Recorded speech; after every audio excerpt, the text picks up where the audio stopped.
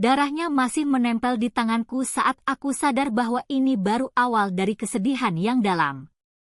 Namun, kesedihan yang akan dipenuhi banyak kejutan. Selamat pagi anak-anakku tersayang. Namaku Nenek Rahayu, tapi semua orang di sini memanggilku Nenek Rahayu saja.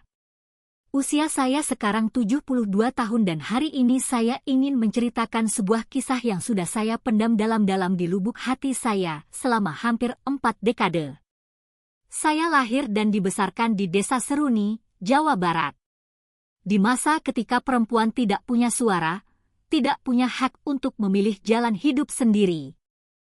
Hari ini saya tinggal di kota Bandung, kota tempat saya membangun ulang hidup saya setelah semua yang akan saya ceritakan ini.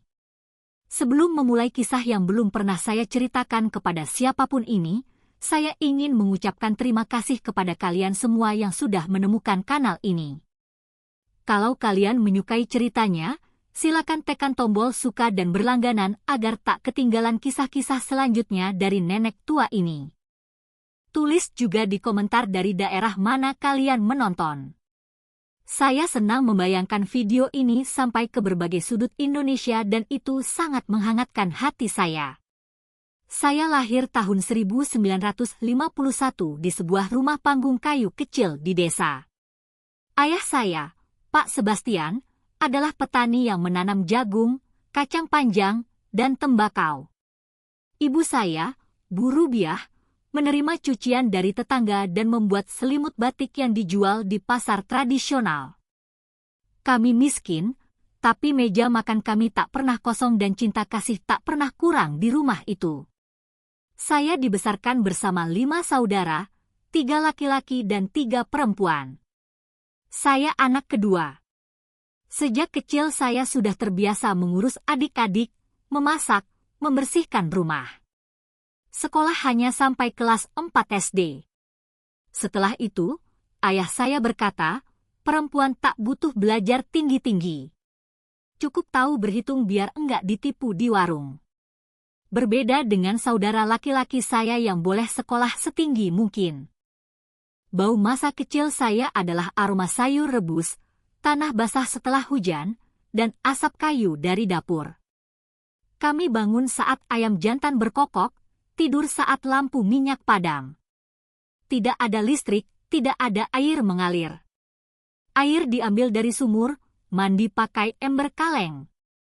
Hidup kami sederhana, tapi kami tak mengenal kehidupan lain. Saat saya mendapat haid pertama di usia 12 tahun, ibu hanya berkata, "Sekarang kamu sudah gadis. Hati-hati dengan laki-laki." Tidak ada penjelasan lain. Saya pikir saya akan mati karena berdarah. Saya ketakutan. Penjelasan datang dari teman-teman sebaya berbisik malu-malu dengan kata-kata yang tak utuh. Ayah saya keras tapi tidak pernah memukul. Ia punya sikap kaku seperti pria di zamannya menganggap kasih sayang itu kelemahan. Tapi saya tahu dia menyayangi kami dengan caranya yang canggung. Ibu saya lebih hangat memeluk, menyanyi, bercerita sebelum tidur. Segalanya mulai berubah saat saya berusia 16. Tiba-tiba para pemuda mulai memandang saya berbeda. Di pasar, di masjid, di pasar malam tahunan. Saya kurus, berambut coklat panjang sampai pinggang, tidak istimewa. Tapi di desa kecil, setiap gadis muda pasti mencuri perhatian. Di pasar malam tahun 1967, saya bertemu dengan Fahrudin. Dia dari desa sebelah datang bersama teman-temannya untuk meramaikan acara. Tinggi, kuat, bekerja sebagai tukang bangunan. Usianya 22 tahun dan senyumnya bisa membuat saya lupa nama sendiri. "Adakah gadis manis ini mau menari denganku?" tanyanya sambil mengulurkan tangan. Sementara musik dangdut koplo versi akustik mengalun. Saya melihat ayah saya yang hanya mengangguk pelan. Di masa itu, gadis baik-baik tidak pergi sendirian, jerami kering, suara biola bambu, aroma sosis bakar dan arum manis. Saya berdansa dengan Fakrudin sampai kaki pegal dan keringat membasahi punggung. Saat dia mengantar saya kembali ke keluarga, saya tahu ada yang berubah dalam diri saya. Boleh aku main ke rumah hari Ahad nanti? Tanyanya sebelum pulang. Hari Ahad itu, Fafrudin datang ke rumah kami dengan pakaian terbaik, rambut tersisir rapi, dan sekotak permen untuk ibu saya. Dia berbincang dengan ayah saya soal pekerjaan, sepak bola, dan hidup. Dia membuat adik-adik saya tertawa dengan lelucon dan permainan kecil. Ibu menyajikan kopi tubruk dan dia memuji rasanya seolah-olah itu minuman terbaik di dunia. Dari sanalah pendekatan dimulai. Kunjungan hari Ahad selalu dalam pengawasan. Fafrudin duduk di ruang tamu. Saya duduk di kursi sebelahnya dengan jarak sopan berbincang dengan nada formal. Kadang-kadang dia membawa hadiah sederhana, pita rambut, buah yang tidak ada di desa, atau buku catatan kecil untuk saya menulis. Anak muda ini sepertinya baik, komentar ayah saya setelah beberapa bulan. Tapi pelan-pelan saja, lelaki itu banyak janji sebelum mereka dapat apa yang mereka mau. Lalu mereka berubah. Begitu kata ayahku. Seharusnya aku mendengarkan beliau lebih saksama. 6 bulan pertama, Fafrudin sangat perhatian. Sabar. Sopan. Ia bicara tentang cita-citanya, ingin jadi mandor suatu hari nanti, punya rumah sendiri, membangun keluarga. Ia juga bercerita tentang ayahnya, Haji Samsudin, seorang duda selama bertahun-tahun. Katanya, pria yang sangat dihormati di kampung mereka, pemilik toko kelontong kecil di jalan utama. Ayahku membesarkan 3 anak laki-laki seorang diri, ujar Fafrudin dengan bangga. Ia tidak pernah mau menikah lagi.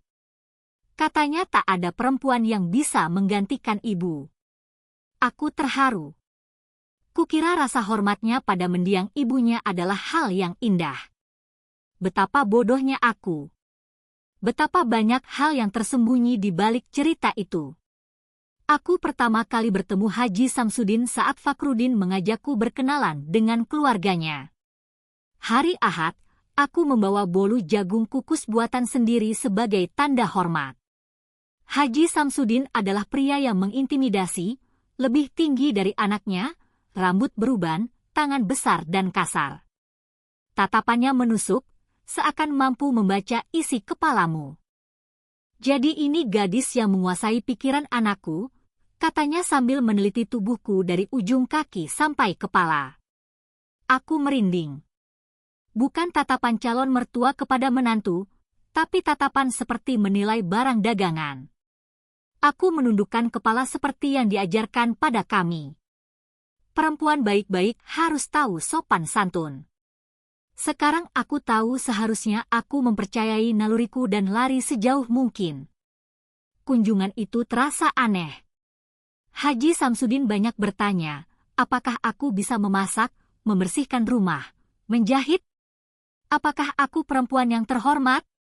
Apakah aku berencana punya banyak anak? Fafrudin terlihat malu, tapi tidak berani membantah ayahnya.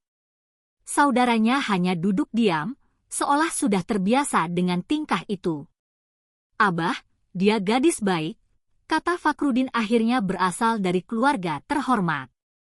Aku hanya ingin mengenal siapa yang akan masuk ke dalam keluarga ini, jawab Haji Samsudin dingin. Perempuan itu harus tahu tempatnya sejak awal. Aku pulang dengan perasaan tak enak, tapi tak kuucapkan sepatah kata pun pada orang tuaku.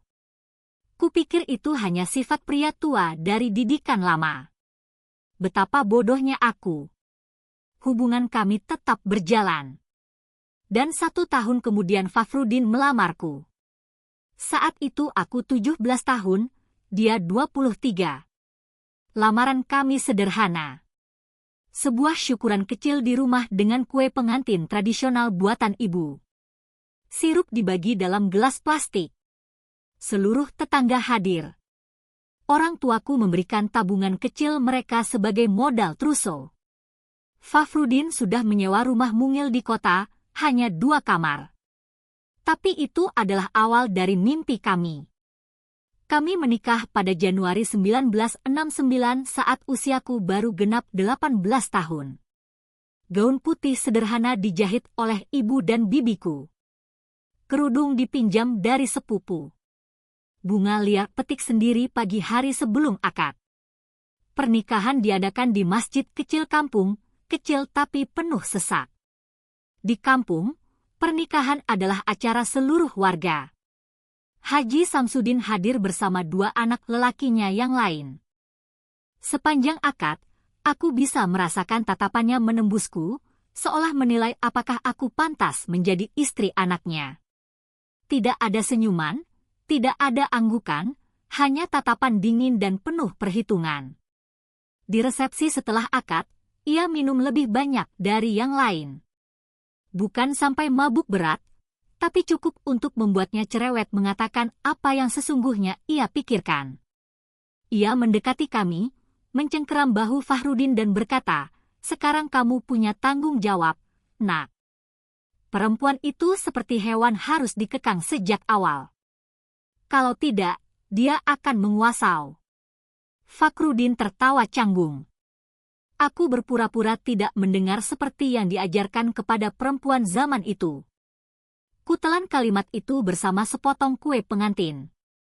Malam pertama kami seperti malam-malam pengantin lainnya pada masa itu. Menakutkan, menyakitkan, penuh kebodohan dari 2 orang yang sama-sama tak tahu apa-apa. Fakhrudin tidak sengaja kejam, tapi ia juga tak tahu apa yang harus dilakukan selain yang ia dengar dari teman-temannya. Aku hanya tahu satu hal yang dibisikkan oleh perempuan-perempuan tua kepada pengantin baru. Berbaring saja dan tahan. Keesokan harinya aku bangun sebagai seorang istri. Seorang istri ibu rumah tangga. Hidup ke depan seolah sudah ditentukan. Urus rumah, layani suami, lahirkan anak.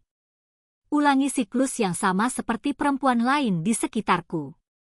Bulan-bulan pertama adalah masa penyesuaian. Fakhrudin bekerja dari Senin sampai Sabtu, berangkat sebelum subuh, pulang ketika hari sudah gelap. Aku mengurus rumah, memasak, mencuci pakaian. Kadang-kadang aku menjahit bordir untuk dijual demi menambah uang belanja. Tapi Fakhrudin tidak terlalu suka. Katanya, itu membuatnya terlihat seperti suami yang tidak mampu menafkahi. Dia tidak sanggup menafkahi rumah tangga. Sekali sebulan kami mengunjungi Haji Samsudin. Kunjungan itu selalu membuatku tegang. Dia mengamati rumah anaknya dengan mata mengkritik, mengusap permukaan furnitur, mencari debu, melihat ke dalam panci untuk memastikan apakah sudah dicuci bersih. Perempuan bisa dinilai dari dapurnya, katanya. Seolah aku tidak ada di sana. Saat Fakhrudin tidak ada, Haji Samsudin sering melontarkan komentar yang membuatku tidak nyaman. Istri yang baik harusnya sudah memberiku seorang cucu untuk digendong, atau kamu terlalu kurus begitu. Laki-laki itu suka perempuan yang ada dagingnya. Aku menelan semua itu dalam diam. Dia ayah mertuaku harus dihormati. Begitulah yang diajarkan padaku. Lagi pula aku takut padanya. Takut tatapannya, tangan besarnya, wibawa yang ia pancarkan. Hal-hal mulai terasa aneh ketika aku hamil di akhir tahun 1969. Fakhrudin sangat gembira memperlakukanku seolah aku terbuat dari kaca. Saat Haji Samsudin tahu, dia datang berkunjung sesuatu yang tidak pernah ia lakukan. Karena biasanya kami yang harus mendatangi dia. Akhirnya kamu jadi perempuan yang sempurna, katanya sambil menatap perutku yang masih rata. Semoga anak laki-laki perempuan sudah terlalu banyak di dunia ini. Kehamilannya berat, mual terus-menerus, tubuh lemas, nyeri datang dan pergi. Dokter desa bilang itu normal bahwa tubuhku sedang beradaptasi karena aku masih sangat muda. Fakhrudin khawatir, tapi dia harus bekerja. Aku habiskan sebagian besar waktu kehamilan itu sendirian menghadapi rasa tidak nyaman semampuku. Haji Samsudin mulai sering datang. Dia membawa perlengkapan bayi, ranjang kayu yang ia buat sendiri, baju kecil warisan anak-anaknya, kuda goyang kalau-kalau bayinya laki-laki. Selalu saat Fakhrudin tidak di rumah, selalu dengan tatapan itu yang membuatku risih. Perempuan hamil butuh perhatian, katanya. Anakku terlalu sibuk kerja, tidak bisa selalu di sini. Dalam salah satu kunjungan, saat usia kandungan 5 bulan, dia membawa sebotol arak buatan sendiri. Untuk kekuatan, katanya. Aku menolak, tapi dia bersikeras. Perempuan hamil butuh darah kuat. Agar tak terlihat tidak tahu terima kasih, aku terima segelas kecil. Rasanya aneh, terlalu kuat. 2 jam kemudian, rasa sakit hebat datang disertai pendarahan. Haji Samsudin sudah pulang. Aku berteriak minta tolong sampai akhirnya tetangga mendengar. Malam itu aku kehilangan bayiku. Dokter bilang itu biasa. Banyak perempuan kehilangan anak pertama. Tak ada yang bertanya soal arat. Bahkan aku pun tidak waktu itu. Hanya bertahun-tahun kemudian saat mengingat kembali baru semua terasa masuk akal. Fakhrudin terpukul tapi cepat pulih seperti kebanyakan laki-laki. Kita coba lagi, katanya. Allah tahu apa yang terbaik. Haji Samsudin datang ke pemakaman bayi itu dengan raut muram, tapi matanya tidak menunjukkan kesedihan, hampir seperti lega. Setelah itulah aku mulai melihat perubahan pada Fakhrudin. Semuanya bermula perlahan, keluhan kecil, kritik terhadap masakan, bumbu, tata letak rumah. Dia mulai minum lebih banyak, pulang semakin malam. Awalnya hanya komentar lalu teriakan. Tamparan pertama datang saat aku bertanya. Dia habiskan malam di mana? Keras tepat ke pipi membuatku terhempas ke dinding. Perempuan saya tidak boleh tanya-tanya, katanya dengan rahang mengeras. Belajar menempatkan diri. Malam itu aku menangis diam-diam di kamar mandi dengan kain di mulut agar dia tidak dengar. Paginya, Fakhrudin bertingkah seolah tidak terjadi apa-apa. Aku pun berpura-pura seperti banyak perempuan lain sebelumku. Tamparan itu membuka jalan bagi kekerasan lain. Tak lama kemudian datang dorongan lalu pukulan. Selalu saat dia terlalu banyak minum. Selalu diikuti penyesalan keesokan harinya. Bunga liar yang ia petik di jalan janji tak akan ulangi lagi. Tangisan lelaki yang langka tapi cukup membuatku yakin dia sungguh menyesal. Dan aku memaafkan. Karena begitulah perempuan. Karena aku tidak punya tempat pergi. Orang tuaku meninggal dalam kecelakaan mobil 6 bulan setelah pernikahanku. Karena aku percaya cinta memang seperti itu, ada baik dan buruknya. Haji Samsudin tahu. Aku yakin dia tahu. Dalam kunjungan-kunjungannya, dia menatap bekas luka yang kusembunyikan dengan pakaian panjang. Meskipun cuaca panas dengan bedak tebal yang kupakai untuk menutup memar. Perempuan harus bisa menyenangkan suaminya. Komentarnya dengan senyum menyamping. Kalau tidak menyenangkan, ya wajar kalau dikoreksi. Tahun 1972, aku hamil lagi. Kali ini Fakhrudin mengurangi minum, kekerasan berhenti. Sementara Haji Samsudin menjaga jarak selama bulan-bulan itu. Itu memberiku sedikit ketenangan. Kehamilan kali ini terasa lebih tenang dibandingkan yang pertama. Dan pada bulan Oktober tahun itu lahirlah putri kami Aisyah cantik sempurna dengan mata milik ayahnya dan rambut hitam milikku. Fakhrudin sempat kecewa karena bukan anak laki-laki. Tapi tak lama kemudian ia jatuh hati pada putrinya. Haji Samsudin bahkan tidak mau menggendong cucunya saat kami membawanya berkunjung. Perempuan cuma bikin masalah, katanya hampir tak menatap bayi itu. Mulut tambahan yang tak memberi apa-apa sebagai balasan. Bersama Aisyah, aku menemukan kekuatan baru. Aku tidak lagi membiarkan Fakhrudin memukulku di depan putri kami. Bahkan ketika ia masih bayi, ia menghargai itu. Kemarahannya dipindahkan ke ruangan lain, tapi tetap saja terjadi. Hidup kami terus seperti itu selama 2 tahun. Fafrudin bekerja. Minum bergantian antara suami penyayang dan pemukul. Aku mengurus rumah anak mencoba menjadi tak terlihat ketika badai mulai terasa. Haji Samsudin tetap datang sebulan sekali dengan tatapan, komentar, dan cara yang membuatku ingin mengunci semua pintu. Tahun 1974, segalanya berubah selamanya. Fakhrudin baru saja berulang tahun ke-29. Aku 23, Aisyah hampir 2 tahun. Hari itu hari Jumat, tampak seperti hari biasa. Fakhrudin berangkat kerja pagi-pagi, berjanji akan pulang lebih awal untuk mengajak Aisyah menonton pesta kembang api di pasar malam desa. Hari berlalu, malam datang. Tak ada Fakhrudin. Itu bukan hal aneh. Seringkali ia langsung ke warung dari tempat kerja.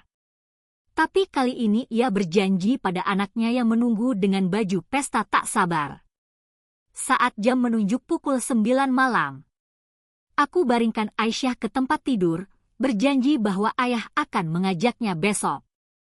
Ia tertidur sambil menangis. Tengah malam ada ketukan di pintu. Teman Fakhrudin, Hendra, berdiri di sana. Wajah pucat, tangan gemetar. Sesuatu telah terjadi. Ada kecelakaan di lokasi proyek. Suara Hendra terdengar jauh, seolah dari dalam air. Scaffolding runtuh. Fakhrudin jatuh dari lantai 3. Dunia runtuh seketika. Aku tidak ingat bagaimana aku sampai ke rumah sakit. Aku tahu tetangga menjaga Aisyah. Tahu aku menangis sepanjang jalan di truk Hendra. Melafalkan semua doa yang kuingat. Tapi ketika tiba di sana, Fakhrudin sudah tiada. Meninggal seketika. Kata dokter tidak sempat merasakan sakit. Seolah itu bisa menghibur seorang janda muda 23 tahun dengan anak kecil. Aku menatap tubuh yang diselimuti kain putih itu dan tidak mengenali laki-laki yang pernah berbagi hidup 5 tahun denganku. Wajahnya berubah, rusak karena jatuh, tapi tangannya masih sama. Tangan yang pernah membelai dan juga menyakitiku berkali-kali. Aku menangis untuk segalanya, untuk Fakhrudin yang kutemui di pasar malam, untuk ayah penyayang yang kadang berhasil ia perankan, bahkan untuk si pemukul yang menyesal di pagi hari. Aku menangis untuk masa depan yang takkan kami jalani, untuk janji-janji di hari baik bahwa semuanya akan membaik. Hari-hari berikutnya aku hidup dalam kebingungan. Pemakaman berlangsung cepat. Kami tak punya uang untuk hal mewah. Haji Samsudin yang mengatur dan membiayai semuanya. Ia tampak terlalu tenang. Seolah sedang mengubur orang asing, bukan anak kandungnya. Hidup terus berjalan, katanya di pemakaman saat peti diturunkan. Kamu dan anak itu bisa andalkan aku. Saat itu kata-katanya terdengar baik seperti pelampung saat aku tenggelam. Aku pulang bersama Aisyah ke rumah yang sunyi, ke sudut-sudut yang masih menyimpan aroma Fakhrudin, ke pakaian yang masih kujemur sehari sebelumnya. Hidup bersamanya memang berat, tapi setidaknya aku tidak sendiri. Kini hanya aku dan putriku di dunia ini. Aku tak punya pekerjaan, tak punya tabungan. Fakhrudin tak pernah izinkan aku bekerja di luar dan hasil kecil dari pekerjaan bordir bahkan tak cukup untuk membeli benang lagi. Sewa rumah jatuh tempo seminggu lagi. Dan Bu Zubaidah pemilik rumah sudah datang menyampaikan bela sungkawa sekaligus mengingatkan bahwa urusan bisnis tetaplah bisnis. Saat itulah Haji Samsudin muncul membawa sebuah tawaran. Tinggallah bersamaku, katanya duduk di ruang tamu 3 hari setelah pemakaman. Rumahku besar, ada kamar kosong sejak anak-anak pindah. Aisyah akan hidup lebih layak di sana daripada di tempat ini. Aku ragu. Ada sesuatu dari tawaran itu yang membuatku tak nyaman. Kedinginan yang sama seperti saat pertama kali aku bertemu dengannya. Tapi apa lagi yang bisa kulakukan? Kembali ke desa Seruni. Aku sudah tak punya keluarga di sana. Tak ada sahabat dekat setelah sekian lama pergi. Kupikir ini hanya sementara sampai aku bisa dapat pekerjaan membangun hidup baru. Tentu saja, jawab Haji Samsudin terlalu cepat. Hanya sampai kamu pulih dari pukulan ini. Seminggu kemudian aku dan Aisyah pindah ke rumah Haji Samsudin. Rumah itu terletak di peternakan kecil di pinggiran desa, terpencil dikelilingi ladang jagung. Bangunannya sederhana tapi luas. 3 kamar tidur, ruang tamu besar, dapur dengan tungku kayu, halaman luas dengan ayam, dan seekor sapi perah. Toko kelontong yang ia kelola berada di bagian depan properti menghadap jalan utama. Hari-hari pertama terasa tenang. Haji Samsudin berangkat pagi-pagi ke toko, pulang untuk makan siang yang kusiapkan, lalu kembali bekerja sampai malam. Ia bersikap sopan, menjaga jarak. Ia hanya menghabiskan sedikit waktu dengan cucunya, tapi tidak lagi menunjukkan sikap benci seperti di pertemuan pertama. Aku menjaga rumah tetap rapi, memasak, mencuci, menyetrika. Aisyah bermain di halaman terpesona oleh binatang dan ruang yang tak pernah ia miliki sebelumnya. Perlahan, rasa kehilangan tergantikan oleh rutinitas, oleh kebutuhan untuk terus maju. Aku mulai mencari pekerjaan. Aku bertanya pada pelanggan toko, menawarkan jasa menjahit dan bordir. Hasilnya sedikit, tapi aku mulai menabung. Uangku simpan diam-diam dalam kaleng biskuit, menabung untuk awal yang baru. Perubahan pada Haji Samsudin mulai terasa di bulan pertama, halus pada awalnya. Tatapan lama saat makan malam, pujian aneh tentang bagaimana gaunku membentuk tubuh. Pertanyaan soal kapan terakhir kali aku tidur dengan Fakhrudin? Perempuan muda seperti kamu pasti rindu sentuhan, komentarnya suatu malam setelah Aisyah tidur. Aku pura-pura tak mengerti. Mengucapkan terima kasih untuk makan malam, lalu masuk ke kamar dan mengunci pintu. Kebiasaan yang sudah kulakukan. Ketidaknyamanan itu tumbuh, tapi aku terus meyakinkan diriku bahwa itu hanya perasaanku, bahwa aku salah menafsirkan karena duka dan ketakutan akan kesendirian. Pertama kali ia mencoba sesuatu yang lebih langsung adalah ketika kami genap 2 bulan tinggal di rumah itu. Aisyah demam dan aku berjaga semalaman.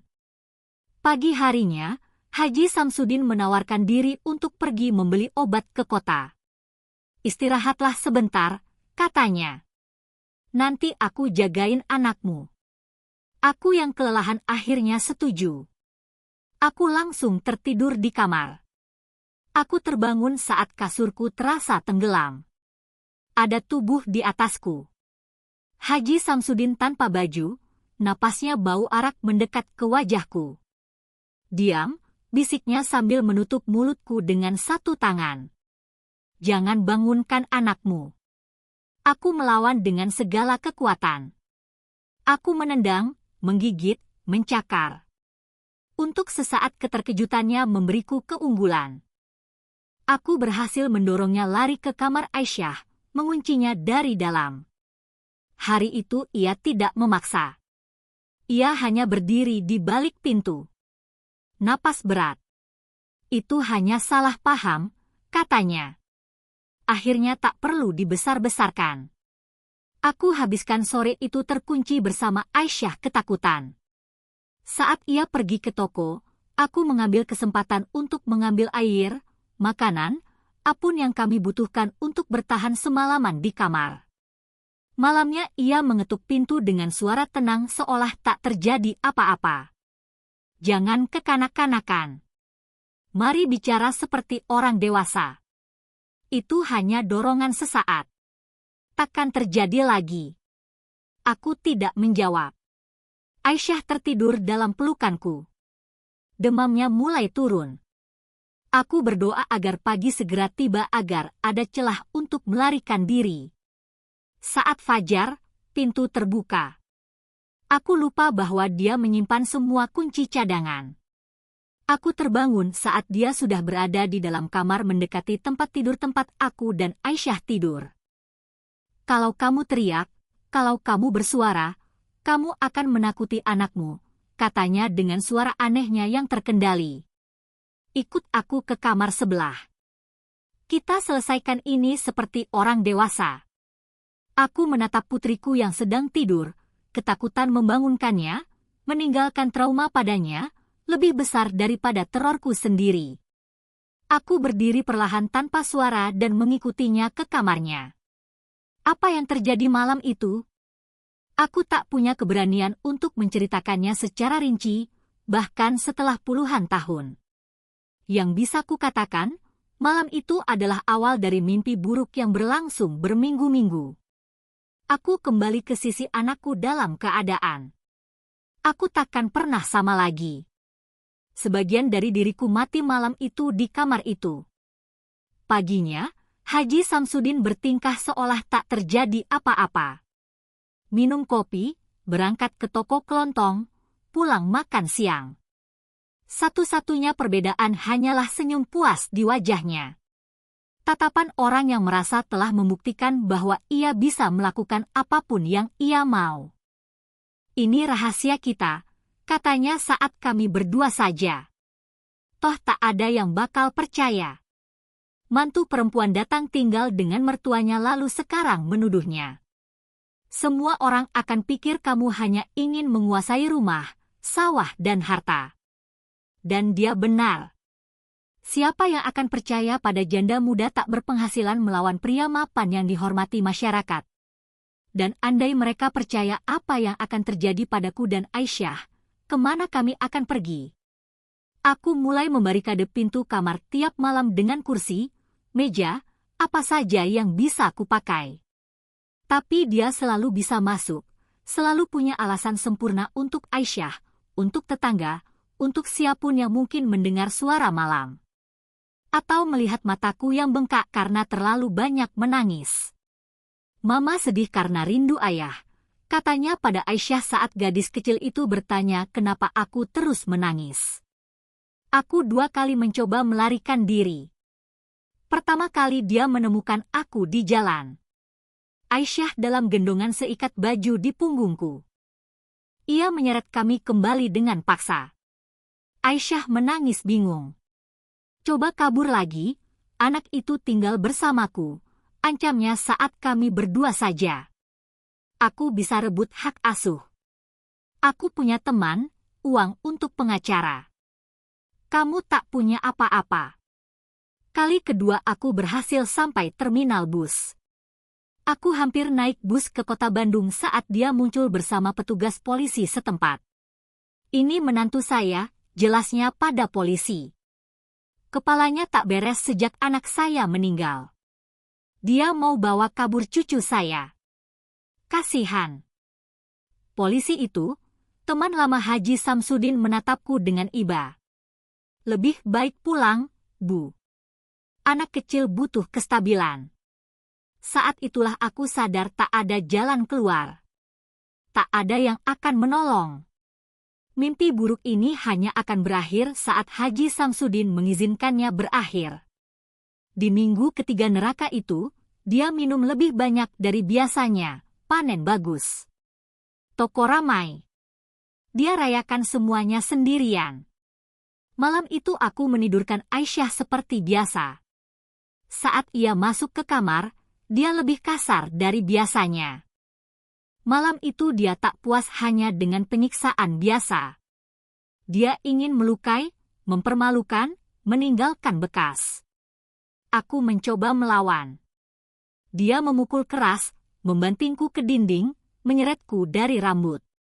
Sama seperti ibunya Fakrudin dulu, gumamnya saat menyerang. Awalnya dia juga sok menolak.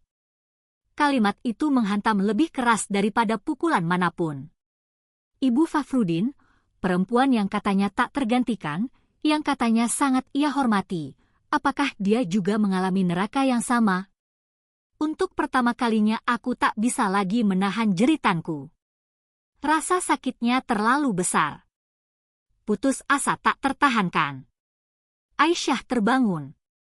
datang ke pintu. Mama sakit. Pergi sana, anak kecil. Bentak Haji Samsudin. Kembali ke kamarmu. Ku dengar langkah kecil itu berlari ketakutan. Dan saat itulah sesuatu dalam diriku menyala. Amarah. Bukan takut, bukan sedih, amarah yang murni. Anak perempuanku takkan tumbuh melihat ibunya dihancurkan seperti ini. Takkan hidup mengira bahwa ini hal yang wajar. Dalam dorongan kemarahan, aku berhasil melepaskan diri. Aku lari ke dapur. Haji Samsudin mengejar terpeleset-peleset karena mabuk. Aku ambil benda pertama yang kulihat, wajan besi yang masih hangat dari makan malam.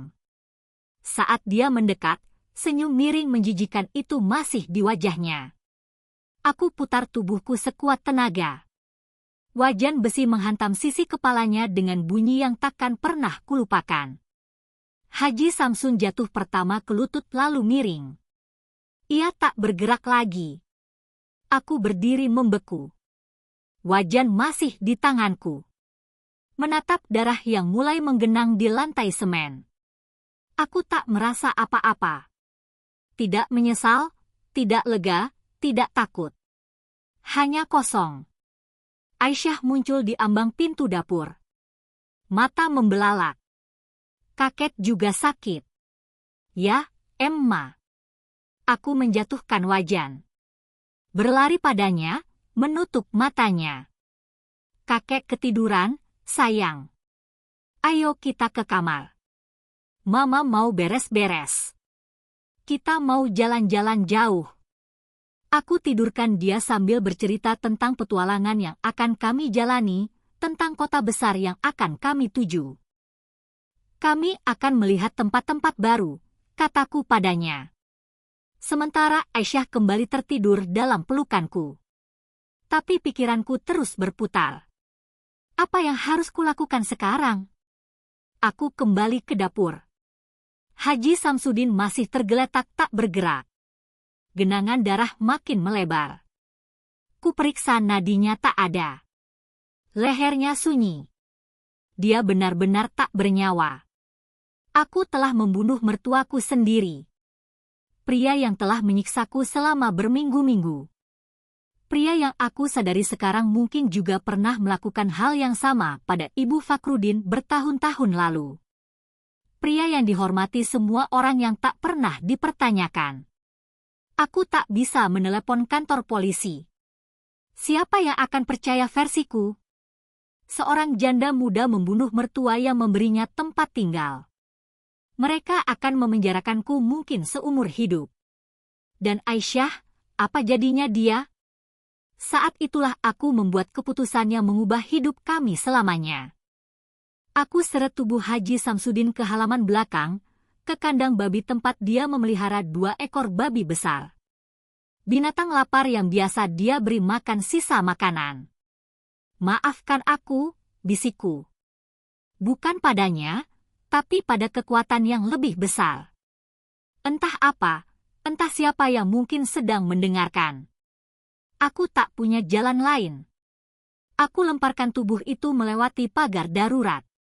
Babi-babi itu mendekat penasaran, lalu aku memalingkan muka, tapi aku tak bergerak. Aku harus yakin. Setelah itu aku masuk ke dalam. Membersihkan dapur seperti tak pernah sebelumnya. Kuseka lantai, dinding, setiap sudut yang mungkin terkena darah. Kubuang bajuku yang berlumur noda. Kubakar. Aku mandi sampai kulitku terasa perih. Kusiap kanali kecil, hanya berisi barang-barang paling penting. Kuambil semua uang yang kutemukan di rumah itu. Tak banyak, tapi cukup untuk memulai hidup baru entah di mana. Saat sinar matahari pertama muncul, aku membangunkan Aisyah. Kita akan pergi jalan-jalan sekarang, sayang. Kita akan lihat tempat-tempat baru. Kakek tinggal jaga rumah, ya. Nanti kita kirim surat. Kami berjalan ke jalan raya menunggu bus pertama kota Bandung. Itu tujuan paling masuk akal. kota besar tak ada yang mengenal kami. Tempat kami bisa menghilang. Saat bus mulai menjauh dari rumah itu, aku menatap keluar jendela. Rumah itu makin mengecil di kejauhan toko kelontong halaman belakang. Tempat di mana aku tinggalkan bukan hanya tubuh mertuaku, tapi juga sebagian dari jiwaku. Aisyah tertidur di pangkuanku sepanjang perjalanan. Tak mengerti apa yang telah kami tinggalkan. Aku tetap terjaga. Mata terbuka tapi tak melihat pemandangan di luar. Yang kulihat hanya darah, mata kaca Haji Samsudin, wajan besi di tanganku. Semua yang kulakukan menghantuiku, tapi aku tak menyesalinya. Aku telah melindungi anakku. Aku telah bertahan hidup dan untuk pertama kalinya sejak kematian Fakrudin aku kembali memegang kendali atas hidupku. Bus terus melaju ke kota Bandung dan aku menuju masa depan yang belum pasti. Tapi setidaknya masa depan itu akan kutentukan sendiri. Aku membawa beban atas apa yang telah kulakukan. Tapi juga tekad untuk tidak pernah jadi korban lagi. Yang tidak ku tahu kota Bandung punya ujiannya sendiri. Perjalananku untuk membangun kembali hidup baru-baru saja dimulai. Dan bayang-bayang Haji Samsudin akan mengikutiku jauh lebih lama dari yang kubayangkan. Kami tiba di kota Bandung di sore hari yang lembab di akhir tahun 1974. Terminal bus dipenuhi orang, suara, bau asing. Semua terasa asing bagi seseorang dari desa kecil. Aisyah memeluk leherku urat takut oleh keramaian. Aku hanya punya kecil. Kurang dari 100.000 rupiah dan dada penuh beban atas apa yang baru saja kutinggalkan. Kita mau tidur di mana, Ma? Tanya Aisyah. Matanya lelah setelah perjalanan 6 jam. Pertanyaan bagus, aku tak kenal siapapun di kota ini. Tak ada rencana lain selain melarikan diri. Dalam benakku, yang terpenting hanyalah keluar dari neraka itu. Yang lain akan kupikirkan nanti. Seorang ibu yang duduk di sebelah kami selama perjalanan, Bu Dina, rambut beruban dan wajah ramah pasti melihat keputusasaan di wajahku. Nak, kamu punya tempat menginap? Aku menggeleng, menahan tangis. Aku lelah, takut, tak tahu harus kemana. Saya tahu kosan murah di pusat kota memang bukan mewah, tapi bersih. Pemiliknya orang baik, mungkin bisa kasih diskon kalau datang bawa anak. Kami mengikuti Bu Dina naik angkot kota yang penuh sesak, lalu berjalan menanjak melewati bukit-bukit curam pusat kota. Takut dan takjub, gedung tinggi, sebagian megah, sebagian rapuh. Musik terdengar dari mana-mana. Orang-orang di trotoar, di jendela, di sudut jalan. Dunia yang sangat berbeda dari desa kecil yang selama ini ku kenal. Aku tahu rumah kos itu berada di sebuah bangunan tua. Dinding terkelupas, tangga kayu berderit setiap langkah. Bu Zubaidah, pemilik rumah, punya wajah yang dipahat oleh waktu dan tatapan yang seakan bisa menembus permukaan. Lari dari suami, nak, tanyanya saat kami berdua saja. Dari ayah mertua, jawabku tanpa berpikir dan langsung menyesali pengakuan itu. Ia mengangguk tanpa minta penjelasan. Biasa, lebih sering terjadi dari yang orang bayangkan atau mau akui.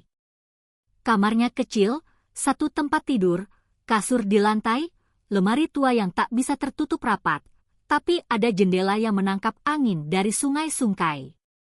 Dan yang paling penting, bersih.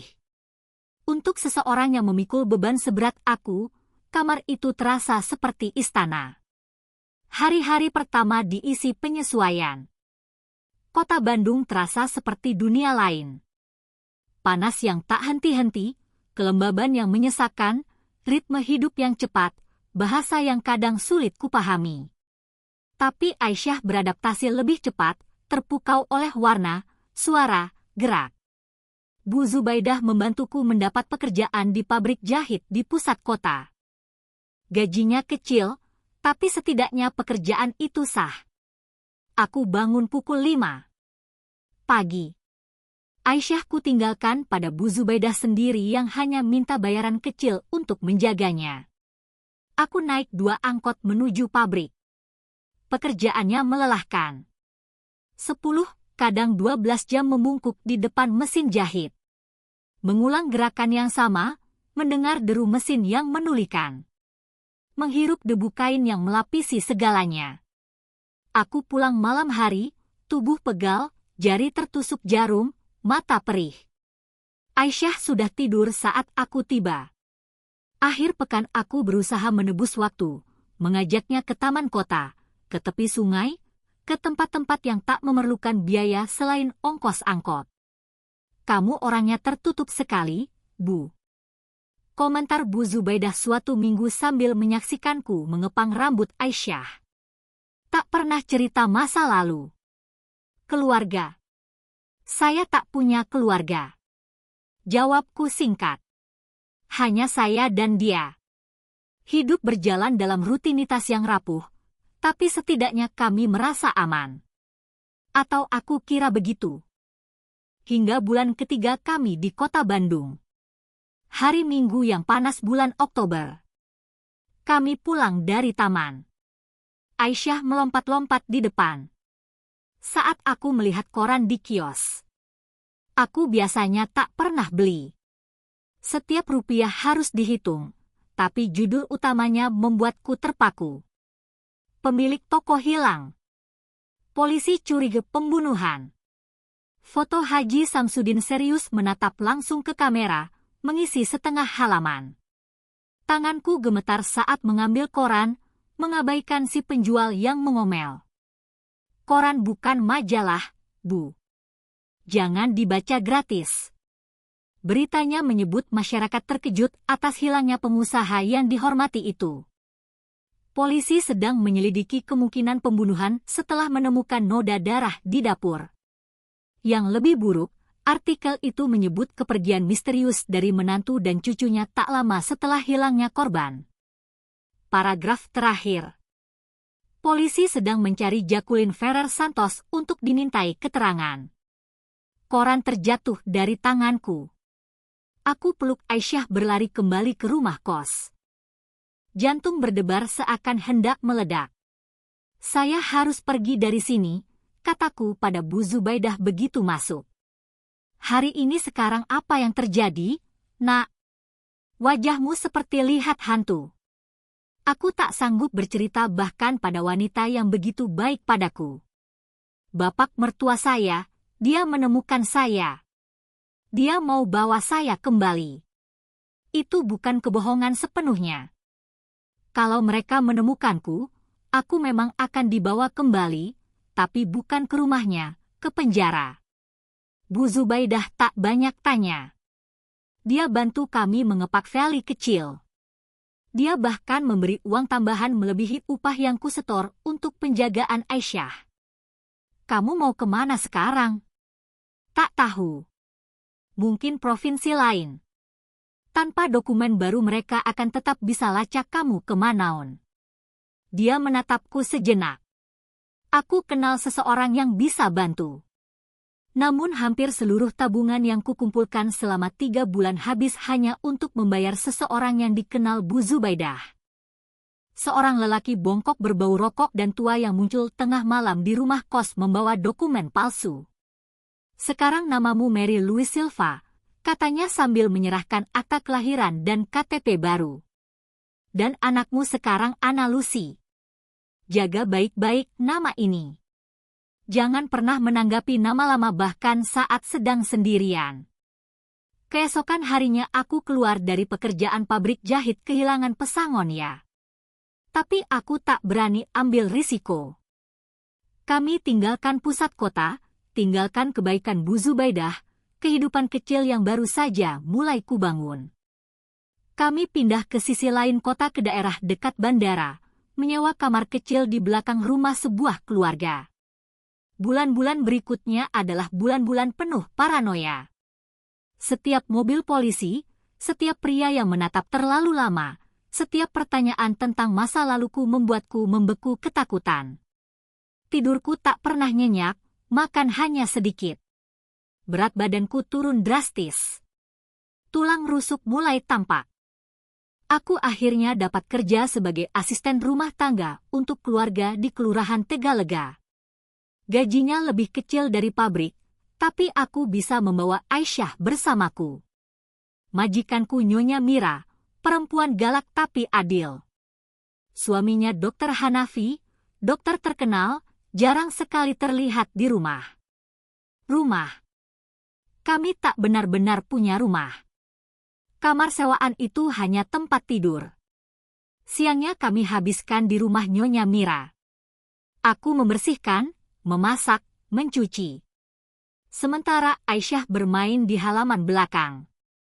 Kami pulang malam hari, jatuh ke kasur yang kami bagi berdua, bangun sebelum matahari, dan mengulang semuanya. Begitulah hampir 1 tahun berlalu. Ketakutan perlahan memudar, berganti dengan kelelahan fisik dan kehampaan batin. Aku memang berhasil kabur dari neraka bersama Haji Samsudin. Tapi hidup seperti apa yang sebenarnya sedang kutawarkan untuk anakku? Aisyah genap 4 tahun pada bulan Mei 1975. Aku tak punya uang untuk kado, apalagi pesta. Aku beli 1 kue kecil dari toko roti, menancapkan lilin darurat. Kami menyanyikan lagu ulang tahun hanya kami berdua di kamar pengap itu. Aku mau boneka, Ma, katanya dengan mata yang sangat mengingatkanku pada Fakrudin. Ulang tahun depannya, Nak. Mama janji hidup terus begini beberapa bulan lagi. Hingga pada bulan September, hal yang paling kutakuti akhirnya terjadi. Aku sedang di warung bersama Aisyah, membeli beberapa bahan pokok seadanya. Saat mataku tertumbuk pada poster di papan pengumuman. Sketsa wajahku digambar tangan tapi tetap bisa dikenali. Dicari atas dugaan pembunuhan. Huruf-huruf besar hadiah untuk informasi. Lantai seolah lenyap dari bawah kakiku. Bungkus kacang yang sedang kupegang terjatuh. Bijinya berhamburan di lantai semen. Ibu, sakit ya? Tanya pemilik toko mendekat. Aku tak menjawab. Aku peluk Aisyah dan lari secepat mungkin tanpa menoleh. Aku tak kembali ke kamar, tak kembali ke rumah Nyonya Mira. Aku hanya berjalan tanpa arah, menyusuri kota. Aisyah mulai mengeluh lapar, lelah, tak mengerti apa yang sedang terjadi.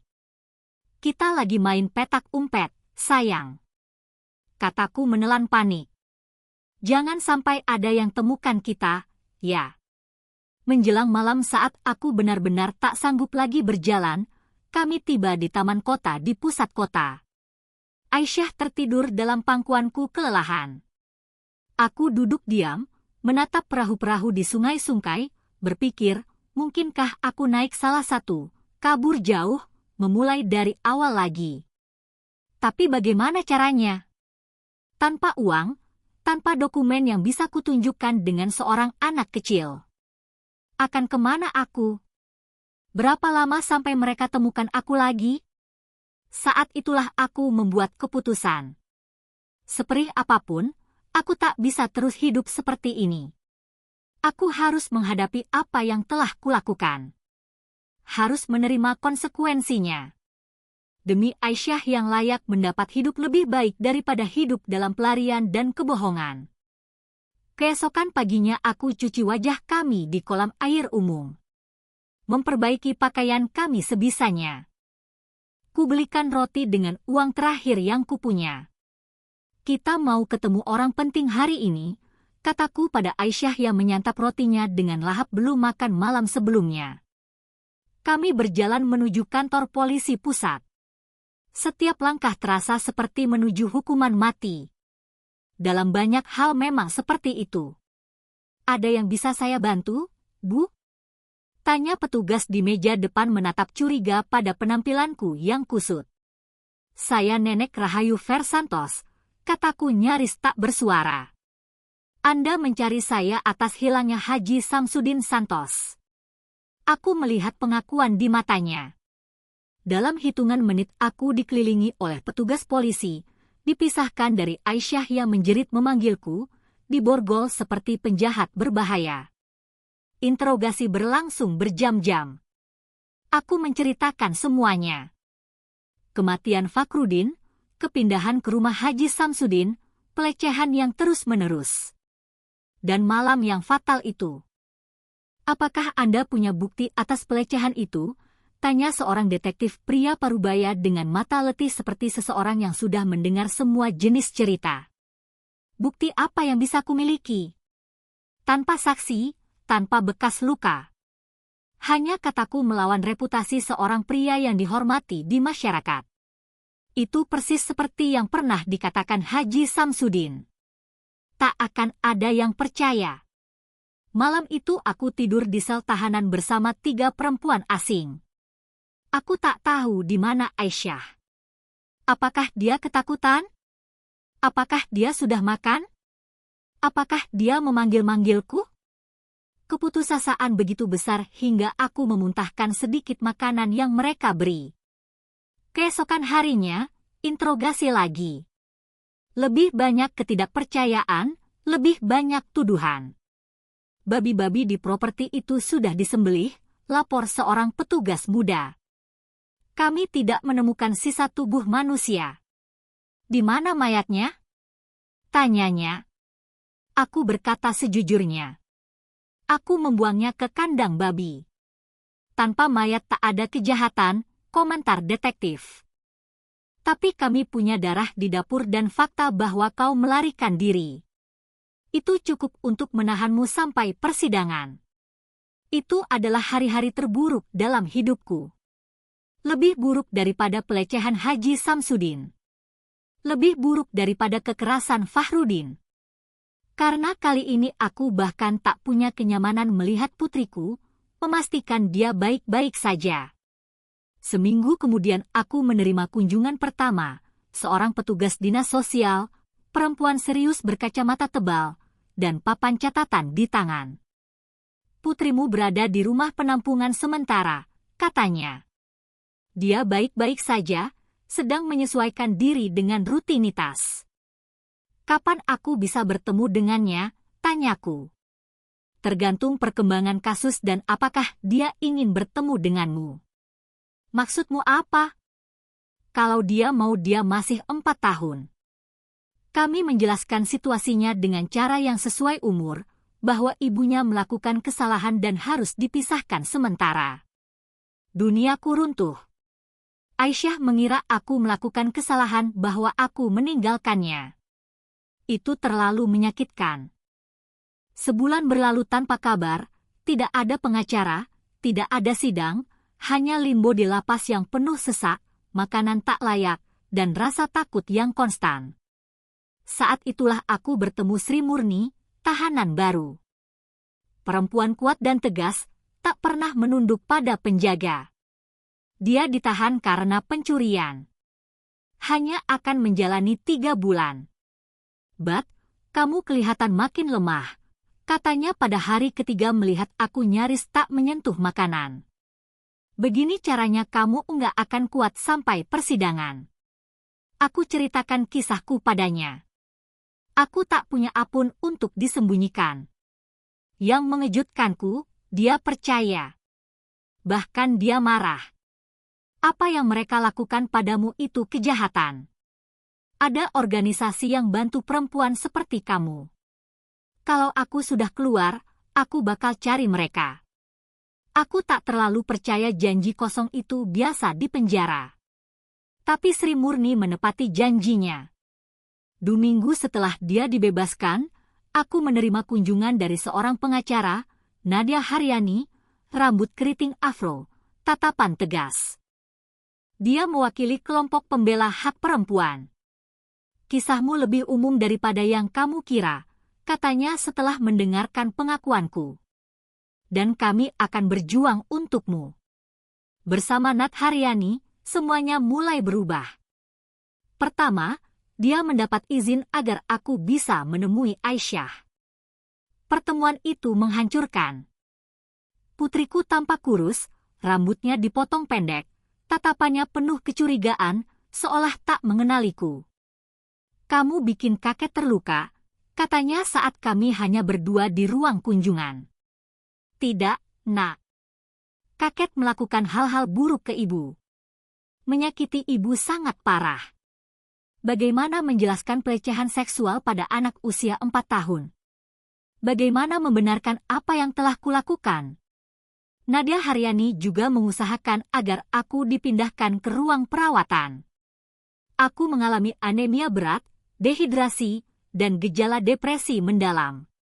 Di sanalah aku menerima kabar paling buruk, saudara-saudara, suamimu mengajukan permohonan hak asuh tetap atas Aisyah, kata Nadia padaku suatu sore hujan bulan Februari 1976. Mereka mengklaim kamu tak waras dan mengarang semua tuduhan terhadap Haji Samsudin.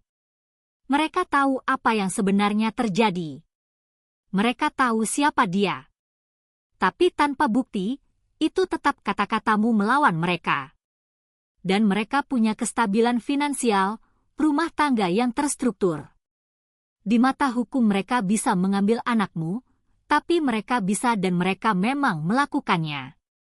Hakim Rahmawati memberikan hak asuh sementara kepada Abdul Razak, kakak dari Fakrudin. Di hari yang sama ia membawa Aisyah kembali ke desa Seruni jauh dariku tanpa memberiku kesempatan untuk mengucapkan selamat tinggal. Itulah titik terendahku saat aku kehilangan semua harapan, semua kehendak untuk hidup. Malam ketika aku mengetahui bahwa mereka telah mengambil anakku, aku mencoba mengakhiri hidupku. Aku menyimpan pil-pil yang diberikan di ruang perawatan, mengumpulkan beberapa lalu menelannya sekaligus, tapi tidak berhasil. Seorang perawat menyadari memanggil bantuan. Mereka memompa perutku, mengikatku keranjang agar aku tidak mencoba lagi.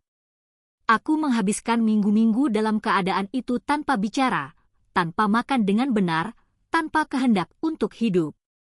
Satu-satunya hal yang membuatku terus bernapas adalah bayangan jauh dan hampir mustahil bahwa suatu hari aku bisa melihat Aisyah lagi. Saat itulah aku bertemu dengan Ustazah Fatimah, seorang perempuan tua yang datang ke ruang perawatan lapas membawa penghiburan rohani. Ia memiliki kerutan dalam di sekitar mata yang penuh kasih dan tangan yang kasar karena seumur hidupnya digunakan untuk bekerja. Allah tidak meninggalkan hamba-hamba perempuannya, katanya sambil menggenggam tanganku di antara tangannya. Bahkan di lembah tergelap, dia tetap berjalan di sampingmu. Aku tidak langsung percaya Tuhan yang seperti apa yang mengizinkan semua ini terjadi. Kematian Fakrudin, pelecehan Haji Samsudin, perpisahan dari Aisyah. Tapi Ustazah Fatimah tidak menyerah padaku. Ia datang setiap hari membaca ayat-ayat dari Al-Quran atau hanya duduk diam bersamaku saat aku tak ingin mendengar apapun. Lambat laun, kehadirannya yang konstan menjadi cahaya malu-malu yang masuk ke gua gelap. Kamu harus kuat, katanya terus-menerus. Kamu harus berjuang untuk anakmu saat kamu keluar dari sini. Saat bukan jika. Kata kecil itu membuat perbedaan. Aku mulai makan lebih baik, merespons pengobatan. Mulai percaya bahwa hanya mungkin ada hari esok di luar tembok ini. Pada bulan April 1976, akhirnya aku menjalani sidang pertamaku. Nadia Haryani telah bekerja tanpa henti mengumpulkan bukti. Saksi. Sri Murni datang untuk bersaksi tentang keadaanku saat tiba di kantor polisi. Bu Zubaidah datang dari jauh untuk bersaksi tentang kedatanganku yang ketakutan di kota Bandung dengan bekas kekerasan yang jelas. Terobosan besar datang ketika mereka menemukan seorang mantan pegawai Haji Syamsuddin yang membenarkan kecurigaan tentang kematian ibunya Fakrudin beberapa tahun lalu. Bukan demam seperti yang dikatakan Haji Samsudin, tapi karena ia dipukuli hingga tak bisa bangun lagi. Meski begitu, kasusnya tetap sulit. Tanpa mayat, dengan pengakuan di bawah kondisi yang meragukan dengan upaya pelarian dariku. Persidangan berlangsung berbulan-bulan. Bolak-balik dokumen, keterangan ahli, dan kesaksian. Aku tetap ditahan selama seluruh proses, kini kembali ke sel tahanan umum, tapi setidaknya menerima perawatan medis secara teratur. Pada Januari 1977, hampir 3 tahun setelah kematian Fahrudin, aku menerima putusan bersalah atas pembunuhan sukarela dengan keadaan yang meringankan karena situasi 6 tahun penjara dengan kemungkinan masuk regime semi terbuka setelah menjalani sepertiga hukuman. Itu adalah kemenangan sekaligus kekalahan. Kemenangan karena mereka mengakui faktor pendorong dan riwayat pelecehan. Kekalahan karena aku tetap akan jauh dari Aisyah selama bertahun-tahun. Kita akan banding, janji Nadia Haryani. Vonis ini tetap tidak adil jika melihat apa yang kamu alami. Aku kembali kesal hari itu dengan perasaan campur aduk. Ya, aku divonis, tapi setidaknya aku punya tanggal akhir. Aku punya cakrawala sejauh apapun itu. Malam itu berbaring di ranjang besi keras sambil mendengarkan suara malam dari dalam lapas, aku membuat keputusan penting lainnya. Aku akan menggunakan waktu ini. Aku tidak akan membiarkan tahun-tahun di penjara hanya jadi masa tunggu. Mereka akan menjadi masa persiapan. Aku minta untuk masuk ke program pendidikan lapas. Aku mulai belajar dari dasar karena dulu aku putus sekolah terlalu awal. Tak lama kemudian aku mulai menyerap semua yang bisa kupelajari. Bahasa Inggris, matematika, sejarah. Kadang aku belajar 12 jam sehari, toh aku tidak punya kegiatan lain. Aku juga ikut program kerja penjara, menjahit, membuat kerajinan, bersih-bersih. Aku terima pekerjaan apapun yang bisa mempercepat hukumanku dan memungkinkan aku menabung sedikit demi sedikit. Waktu pun berlalu antara buku dan kerja. Aku hanya melihat Aisyah 2 kali setahun saat Abdul Razak membawanya untuk kunjungan wajib sesuai perintah pengadilan. Ia tumbuh di depan mataku secara drastis dan setiap kali terasa makin jauh, makin asing. Saat berumur 6 tahun, ia sudah memanggilku Bibi Rahayu, alih-alih ibu. Pada tahun 1979, setelah menjalani lebih dari 2 tahun hukuman, aku mendapat kemajuan ke regime semi terbuka. Aku bisa keluar di siang hari untuk bekerja, lalu kembali tidur di lapas setiap malam. Ustazah Fatimah yang tak pernah meninggalkanku selama ini mencarikan pekerjaan di Binatu milik biara. Itu adalah napas kebebasan pertamaku dalam bertahun-tahun. Berjalan di jalanan, merasakan matahari, melihat Sungai River lagi. Meski harus kembali ke sel di malam hari, rasanya seperti terlahir kembali. Tahun 1981, aku mendapat kebebasan bersyarat. Aku bisa keluar dari penjara sepenuhnya meskipun tetap harus rutin melapor pada pihak keadilan. Ustazah Fatimah, malaikat yang dikirim Allah dalam hidupku menawari sebuah kamar di belakang biara sebagai imbalan untuk bantu memasak dan mencuci. Aku meninggalkan penjara pada pagi hari di bulan Maret, usia 30 tahun, tapi rasanya seperti telah hidup 1 abad. Rambutku sudah dipenuhi helai putih. Tubuhku menyimpan bekas kehidupan keras dan mataku menanggung beban semua yang telah kulalui. Tapi aku masih hidup dan bebas. Dan tekadku hanya satu, merebut kembali hidupku, terutama putriku. Kebebasan itu punya aroma. Kau tahu? Pagi itu di bulan Maret 1981, saat pintu lapas tertutup di belakangku, aku menarik napas dalam-dalam. Udara jalanan terasa seperti angin dari sungai. Aroma roti yang baru keluar dari oven toko roti kecil di pojok jalan. Aroma kemungkinan aku kurus beruban di usia 30 hanya membawa kantong plastik berisi beberapa potong pakaian. Ustazah Fatimah menungguku di luar. Jubah putihnya bersih kontras dengan gaun abu-abuku yang lusuh. Tanpa berkata apapun, ia memelukku. Itu pelukan tulus pertama yang kuterima dalam bertahun-tahun. Ayo pulang, katanya. Kata pulang. Terdengar asing di telingaku. Aku tak punya rumah. Hampir tak punya apa-apa kecuali tekad membara untuk mendapatkan kembali Aisyah. Biara suster amal itu berada di lingkungan sederhana di pinggiran kota Bandung. Bangunan tua berdinding tebal yang tetap sejuk bahkan di panas terik musim kemarau. Kamarku kecil sangat sederhana. Ranjang sempit, lemari kecil, meja dengan satu buah Al-Quran. Tapi setelah sel tahanan, kamar itu terasa seperti istana. Kamu bisa tinggal selama yang kamu butuhkan, jelas Ustazah Fatimah. Asal bantu di dapur dan binat. Kalau kamu sudah siap, kami bantu cari tempat lain. Aku mulai membangun rutinitas. Bangun jam pagi bersama para ustazah, membantu menyiapkan kopi, lalu bekerja seharian di binatu besar di antara bak cucian dan setrikaan. Kerjanya berat, tapi ada ketenangan dalam kesederhanaannya.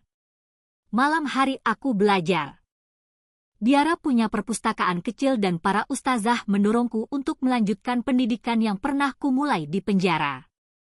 Tujuanku jelas. Aku butuh stabilitas keuangan dan emosional untuk bisa punya peluang mendapatkan Aisyah kembali.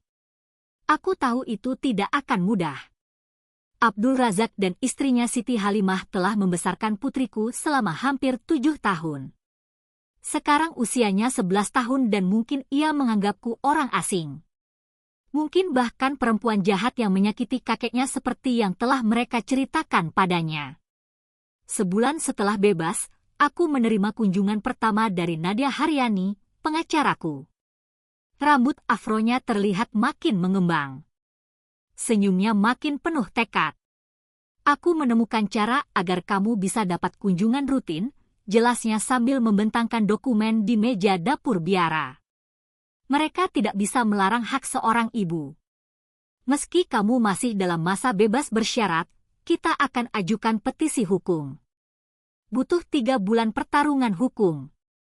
Abdul Razak menyewa pengacara mahal, mengklaim bahwa aku berbahaya, tidak stabil, bisa membuat trauma bagi anak itu. Tapi Hakim Nirahmawati, seorang perempuan paruh baya dengan tatapan pengertian memutuskan berpihak padaku. Aku mendapat hak kunjungan 2 kali sebulan setiap hari Minggu untuk sementara selalu diawasi oleh seorang petugas dinas sosial. Pertemuan pertama dilakukan di sebuah taman umum di kota Bandung, tempat netral, kata mereka. Aku tiba 1 jam lebih awal, terlalu gugup untuk duduk diam. Aku memakai gaun terbaikku, dibeli dari toko barang bekas dengan tabungan pertamaku. Aku merias bibirku dengan lipstik murah, menyanggul rambutku. Aku ingin terlihat normal, stabil, dan bisa dipercaya. Saat aku melihat Aisyah keluar dari mobil bersama Abdul Razak, jantungku nyaris berhenti. Ia begitu besar, begitu berbeda dari gadis kecil yang kusimpan dalam ingatan. Rambut panjang kini mengenakan seragam sekolah, bukan lagi gaun sederhana yang dulu biasa kujahitkan. Ia sudah pra-remaja, bukan lagi anak kecil. "Hai," katanya saat mendekat. Suaranya datar, matanya menatap menilikku, seolah aku orang asing. "Hai, sayang, ibu kangen sekali," jawabku sambil mencoba merengkuhnya dalam pelukan. Tapi ia mundur.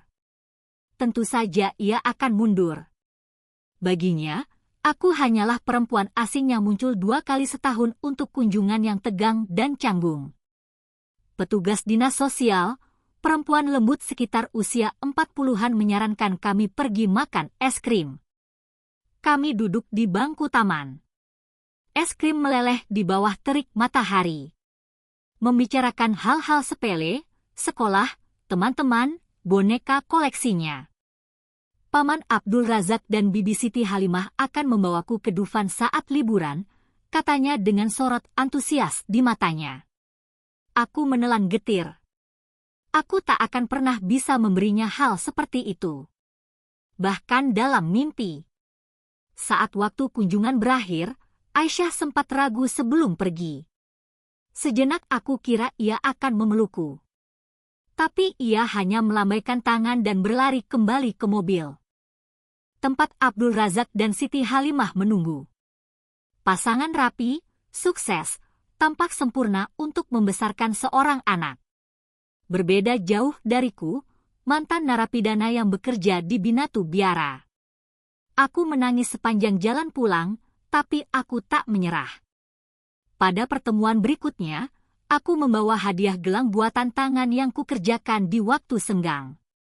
Dalam kunjungan-kunjungan selanjutnya, aku selalu membawa kejutan kecil, pita rambut, permen buatan sendiri, atau gambar sederhana yang kuat. Perlahan malu-malu, Aisyah mulai membuka diri, menceritakan lebih banyak tentang hidupnya, teman sekolah, guru kesayangannya. Ia juga mulai bertanya tentang hidupku, tentang mengapa aku tinggal di tempat itu. Ia tak pernah menyebut kata penjara. Ibu pernah melakukan kesalahan, jelasku saat pertemuan kelima. Memilih kata-kata dengan hati-hati, tapi itu demi membela diri. Kadang orang dewasa harus membuat pilihan yang sangat sulit. Pada Desember 1981, aku mendapat izin untuk pertemuan tanpa pengawasan untuk pertama kalinya. Aku membawa Aisyah ke pantai di tepi sungai, lalu ke toko es krim. Ia lebih santai, tak terlalu defensif. Bahkan ia menggenggam tanganku saat menyeberang jalan. Paman Abdul Razak bilang ibu membunuh kakek Haji Samsudin, ucapnya tiba-tiba sambil bermain pasir. Aku membeku. Bagaimana harus menjawab itu? Berbohong akan mudah, tapi akan membangun hubungan kami di atas dasar palsu. Mengatakan yang sebenarnya secara mentah akan terlalu traumatis. Kakek menyakiti ibu. Sangat parah. Jawabku akhirnya melakukan hal-hal yang tidak seharusnya dilakukan orang dewasa pada orang dewasa lain. Ibu membela diri dan akhirnya dia terluka parah. Apa dia jahat? Tanyanya. Dia sakit dalam pikirannya, Nat. Dia menyakiti orang-orang yang seharusnya ia lindungi. Ia diam, menyerap kata-kata itu dengan caranya sendiri, lalu bertanya, kita bisa bikin istana pasir. Percakapan selesai, setidaknya untuk saat itu. Sementara aku perlahan membangun kembali hubungan dengan Aisyah, aku juga berusaha memperbaiki hidupku sendiri. Para ustazah mendorongku untuk menyelesaikan pendidikanku secara formal. Aku mengikuti kelas malam setelah hari panjang bekerja di Binatu. Pada tahun 1983 di usia 32, aku akhirnya lulus SMA. Kamu terlalu pintar untuk menghabiskan hidup hanya mencuci pakaian, kata Ustazah Aisyah yang termuda di Biara dan juga mengajar di sekolah negeri. Pernah kepikiran jadi guru? Guru mengajar? Aku tak pernah membayangkan kemungkinan itu. Dalam pikiranku, mantan narapidana tidak bisa menjadi guru. Masa percobaanmu berakhir 2 tahun lagi, katanya. Setelah itu tak ada yang melarang dan kami sangat butuh guru di kampung-kampung miskin. Ide itu tumbuh seperti benih di hatiku. Aku mulai menabung setiap rupiah. Pada tahun 1984, aku pindah dari Biara ke kamar sewa di dekat pusat kota dan mendapat pekerjaan lebih baik di Binatu Industri. Gajinya lebih tinggi meskipun kerjaannya jauh lebih melelahkan. Saat masa bebas bersyarat berakhir pada tahun 1986, aku sudah menabung cukup untuk mendaftar program pendidikan guru malam hari. Aku bekerja di siang hari, belajar di malam hari, dan tetap mengunjungi Aisyah di akhir pekan. Itu sangat melelahkan. Tapi setiap kali aku memegang buku, setiap kali aku mulai belajar banyak hal baru dan untuk pertama kalinya aku merasa benar-benar mengambil alih kendali atas hidupku. Syah kini berusia 16 tahun, remaja seutuhnya dengan pendapat sendiri dan sikap memberontak khas usianya. Hubungan kami membaik drastis. Ia kini memanggilku, Ibu. Meski masih tinggal bersama Abdul Razak dan Siti Halimah yang sudah menjadi keluarganya. Sekitar masa itulah bisik-bisik tatapan sinis dan telunjuk yang mengarah mulai bermunculan lagi. Itu dia perempuan yang membunuh mertuanya. Kota Bandung memang kota besar, tapi entah bagaimana kisahku kembali tersebar. Mungkin seseorang yang mengenaliku dari masa persidangan dulu, mungkin dari desa Seruni yang pindah ke kota besar. Faktanya, tiba-tiba aku kembali menjadi perempuan bertanda. Di program pendidikan guru, beberapa teman mulai menjual binatu industri, pelanggan meminta dilayani oleh orang lain. Bahkan di pasar lingkungan sekitar, aku bisa merasakan pandangan mata. Mendengar bisikan lirih. Rasa malu kembali menerpaku dengan keras. Perasaan menjadi tidak layak, tidak pantas mendapat kesempatan kedua. Aku sempat berpikir untuk menyerah, untuk melarikan diri lagi bersembunyi di tempat yang tak seorang pun mengenalku. Tapi justru Aisyah ironisnya yang memberiku kekuatan untuk bertahan dan menghadapi semuanya. Ibu lebih kuat dari itu. Katanya saat Kuk katakan aku berpikir untuk pindah kota. Kita pernah melalui hal yang jauh lebih buruk. Orang-orang ini bahkan tidak benar-benar mengenal ibu. Anakku masih begitu muda tapi sudah begitu bijak. Dengan dukungannya aku terus melangkah. Aku lulus dari program pendidikan guru pada tahun 1988 di usia 37 tahun. Mencari sekolah yang bersedia mempekerjakanku tidak mudah meskipun aku telah menjalani hukuman penuh. Tapi seperti biasa, Ustazah Aisyah, malaikat penjagaku membantuku mendapatkan posisi di sekolah komunitas tempat biara melakukan kegiatan sosial. Hari pertamaku sebagai guru sangat menakutkan. Kelas literasi, 30 anak usia 6 hingga 8 tahun. Sebagian besar dari keluarga sangat miskin. Banyak yang belum pernah memegang pensil, belum tahu huruf atau angka. Dengan gemetar, aku memperkenalkan diri. Selamat pagi anak-anak. Saya Bu Rahayu. Kata Bu Guru terdengar aneh, begitu besar, begitu berat. Aku yang nyaris tak punya kesempatan belajar di usia yang tepat, kini berdiri di sini untuk mengajar. Minggu pertama benar-benar bencana. Aku tak bisa mengendalikan kelas, tak tahu bagaimana menjelaskan agar mereka paham. Aku pulang dalam keadaan kelelahan dan menangis. Tapi aku tak menyerah. Aku teringat Aisyah yang pernah berkata, aku dan aku terus bertahan lambat laun. Aku membaik. Aku belajar bagaimana menangkap perhatian anak-anak dengan cerita, bagaimana menggunakan energi mereka alih-alih mencoba menahannya. Bagaimana menyesuaikan pengajaran dengan kecepatan masing-masing anak. Di akhir tahun pertama, saat beberapa murid berhasil membaca kata pertama mereka sendiri, aku merasakan kebahagiaan yang belum pernah kurasakan sebelumnya. Gaji guru memang tidak besar, tapi ditambah dengan tabungan dari kerja di Binatu. Cukup untuk menyewa apartemen yang lebih besar di tahun 1990 dengan ruang tamu, kamar tidur, dan dapur. Sebuah kemewahan jika dibandingkan dengan kamar-kamar sempit tempat aku pernah tinggal. Aisyah kini berusia 20 tahun, kuliah di jurusan keperawatan.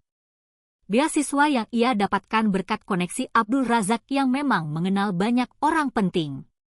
Ia kini sering menginap di apartemenku pada akhir pekan. Paman Razak dan Bibi Halimah baik sama aku, katanya suatu malam saat kami menonton TV bersama, tapi aku selalu merasa ada yang kurang. Apa? Aku, tanyaku sambil menahan tangis. Kisahmu?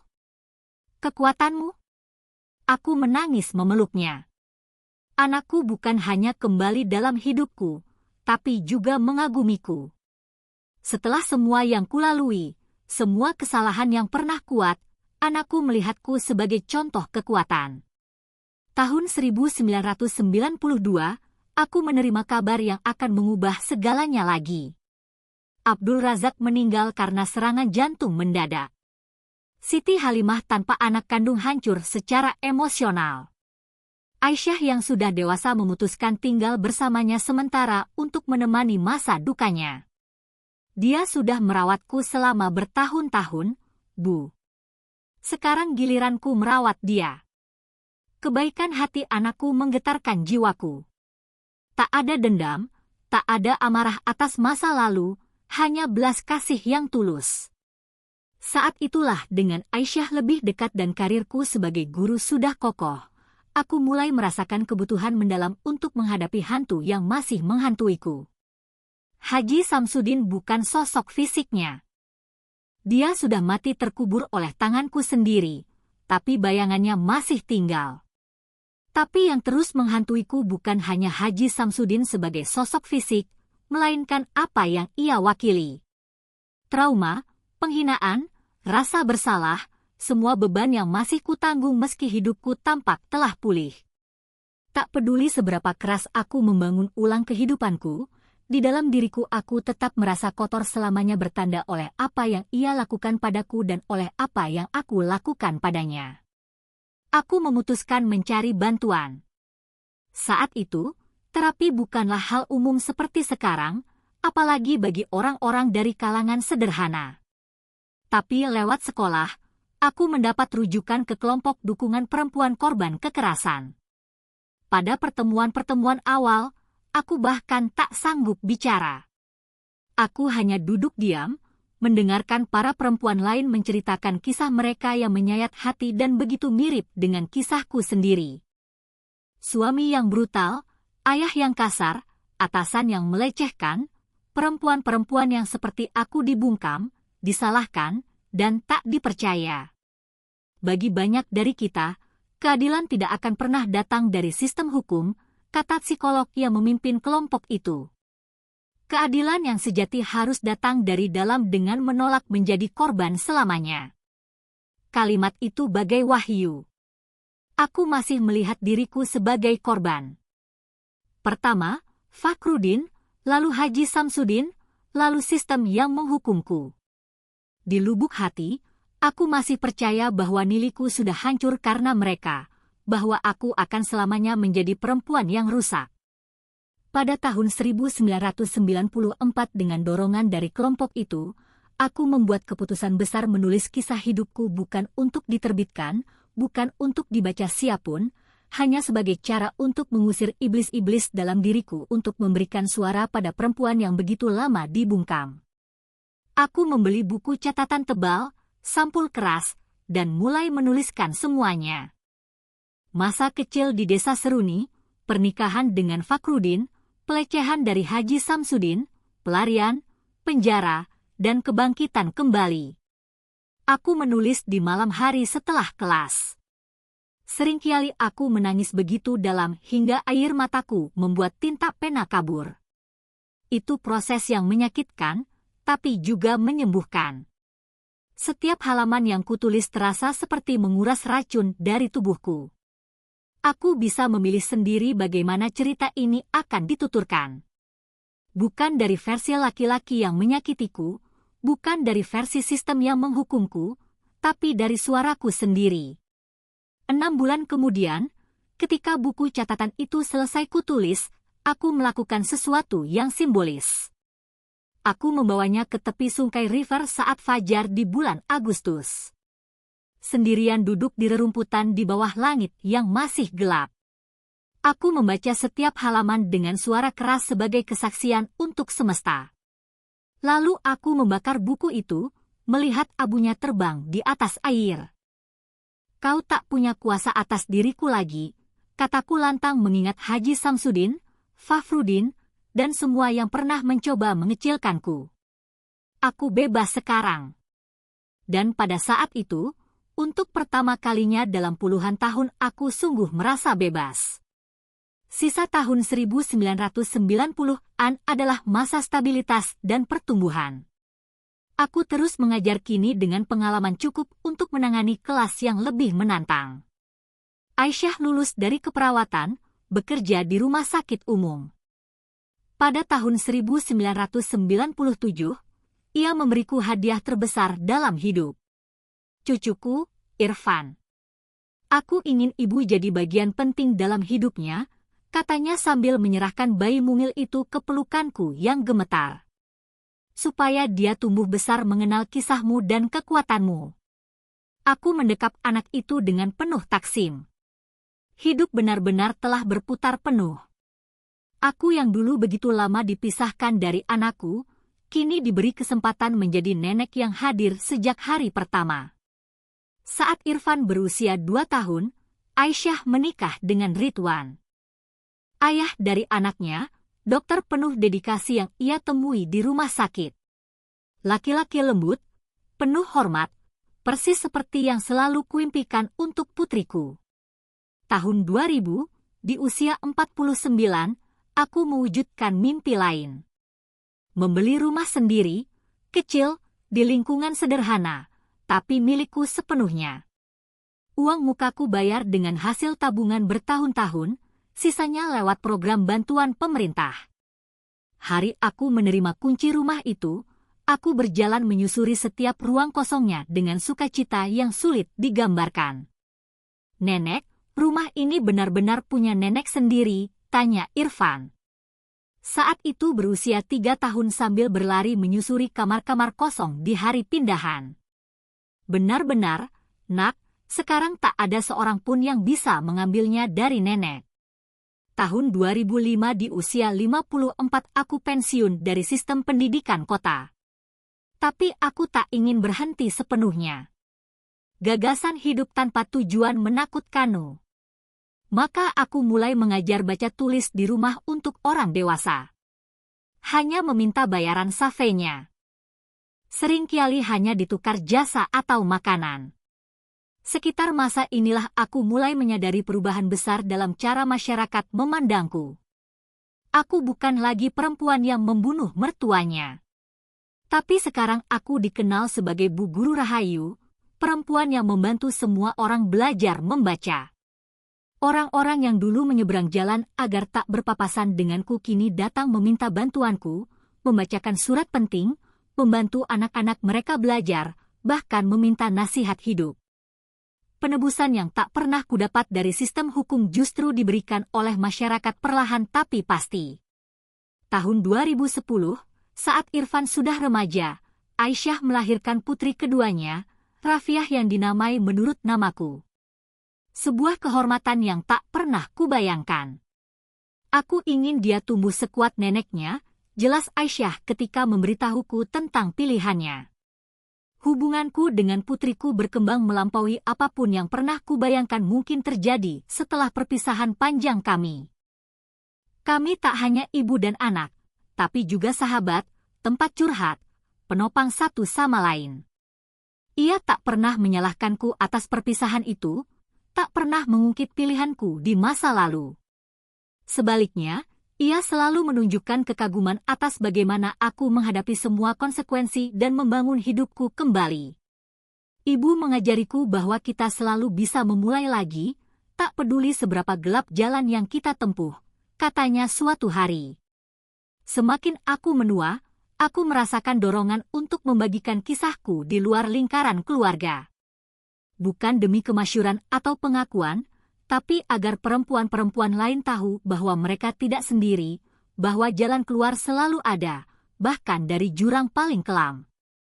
Tahun 2015 di usia 64 aku mulai ikut dalam diskusi terbuka di pusat komunitas sekolah malam kelompok pendampingan. Aku menceritakan kisahku tanpa meromantisasi, tanpa menyembunyikan kesalahan, tapi juga menekankan kekuatan yang kutemukan dalam diriku sendiri.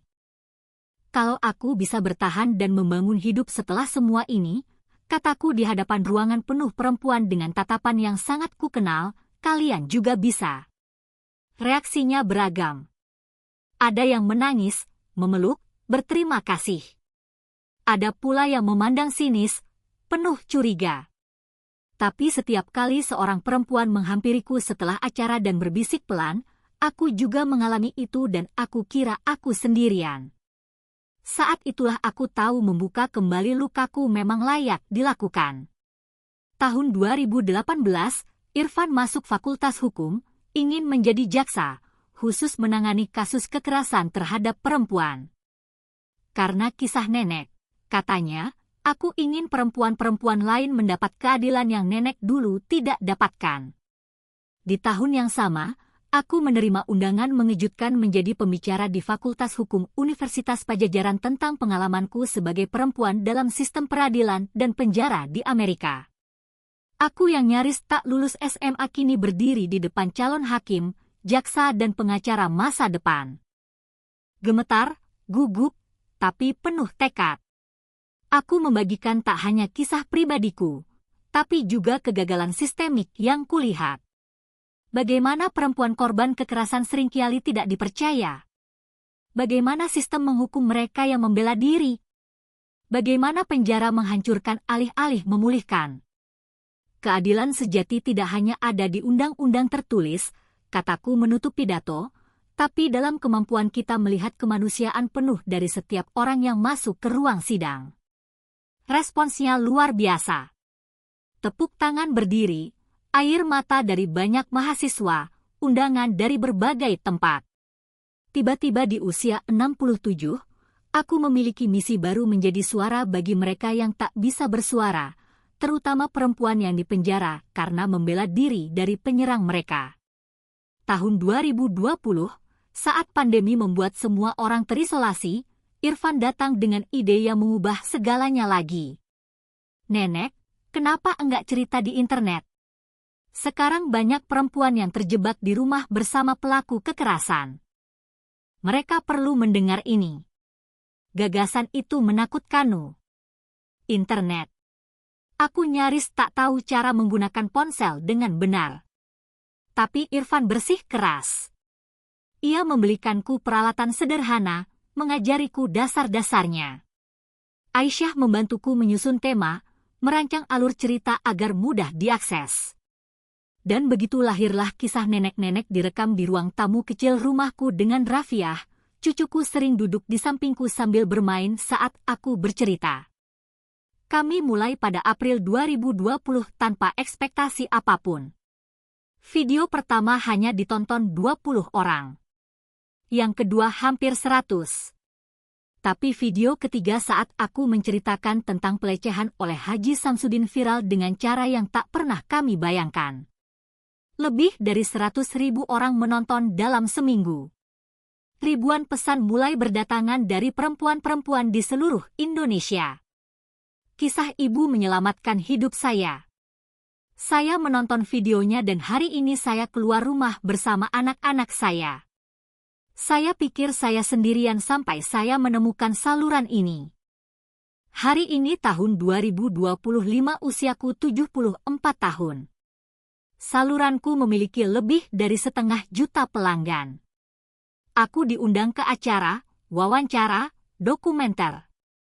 Bukan karena aku pakar dalam bidang tertentu, bukan karena punya gelar-gelar hebat, tapi karena aku selamat dan karena aku punya keberanian untuk bercerita.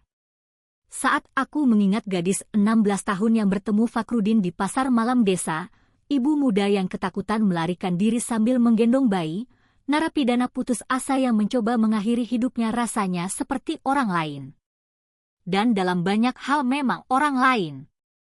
Dari Rahayu yang dulu yang tersisa hanya inti jiwanya, esensi yang mampu bertahan dari segalanya. Karena aku belajar dengan cara paling menyakitkan bahwa kita jauh lebih kuat dari yang kita bayangkan. Bahwa kita bisa kehilangan segalanya, kebebasan, keluarga, harga diri, dan tetap bisa membangun ulang, tetap bisa tumbuh, tetap bisa menemukan makna. Saat anak-anak muda bertanya, apakah ibu menyesal? Jawabanku selalu mengejutkan mereka. Aku tidak menyesal atas apa yang kulakukan demi bertahan hidup. Yang kusesali hanyalah tidak mempercayai milikku sendiri lebih awal. Itulah pembalasan sejati yang kupetik terhadap Haji Samsudin. Aku tidak hanya selamat dari apa yang dia lakukan padaku. Aku tumbuh dan berhasil meskipun karenanya. Aku mengubah racun menjadi obat, luka menjadi tujuan hidup. Dan itu lebih dari balas dendam apapun adalah kemenangan terbesar yang bisa kumiliki.